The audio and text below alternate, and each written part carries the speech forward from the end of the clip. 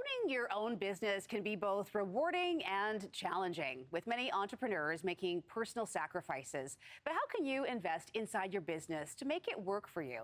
Here to share more is Peter Sashecki from Everything Financial. Good morning, Peter. There you are. Good to see Morning, you. Carrie. Happy Nice to see you. Wednesday. Okay, so let's talk more Nice to about you this. too. Who falls into the category of a small business owner? Well, pretty much anybody. I mean, it's usually we think of the mom and pop operations. I mean, investment companies kind of say businesses under $500 million, but we're talking about, the mom and pop operations where they might have 3, 4, 5, maybe 10 employees like that. They're running the business, and that business is their paycheck. I mean, that's what they're doing to create their livelihood for their family. Yeah, and bless them for doing that. How do you ensure that your business, while you're delivering and taking care of your customers, is also working for you, that you're actually, getting something out of it? Yeah, and that's where you need a good team around you with a registered financial planner, your accountant, but you can look at using your retained earnings in the business. So money that's left in the business, a lot of people who run these small businesses don't know what to do.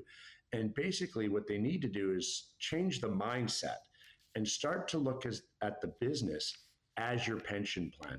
So the money you leave in the business is how you can create an investment. And a lot of business people think you need to pull that money out and buy RSPs or do other things.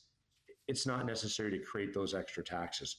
Leave the money in the business and invest the money under the title of the business, and that can be your income when you're done running the business. You don't have to technically close the business. You may close the storefront, but you can leave the company in place to give you your income well into your retirement. Interesting. A lot of people probably aren't aware of that.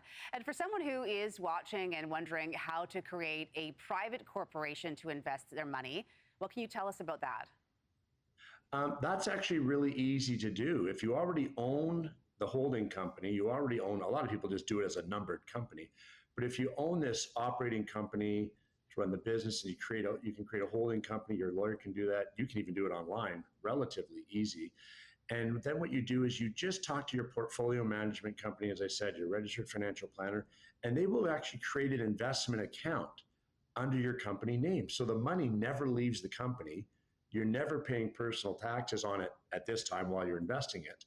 And the money gets invested under that company name in a company account, which is a great way to do it, because then you open up a ton of other options down the road. And that's the whole thing, is having more options for you and your money. Okay, let's talk more about that. What are the tax implications of pros and cons of using your private corporation to build wealth? Well, I'll give you one of the best things you can do. If it's set up the right way and you do this from the beginning, if you sell that company or you sell the shares of that company, you as an individual, if there was just the one person, could actually transfer $1.25 million from that sale tax-free to your own personal account. You would never pay tax on it. There's also benefits when you sell some of this money in the capital gains, where a lot of this money can be transferred again tax-free through a capital dividend account. You can use insurance products.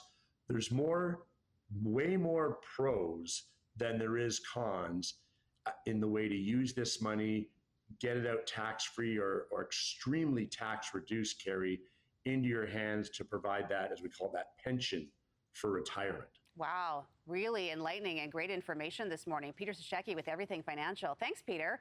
Have a great day. We'll see you next week. Thanks, Carrie. You too. Have a great day.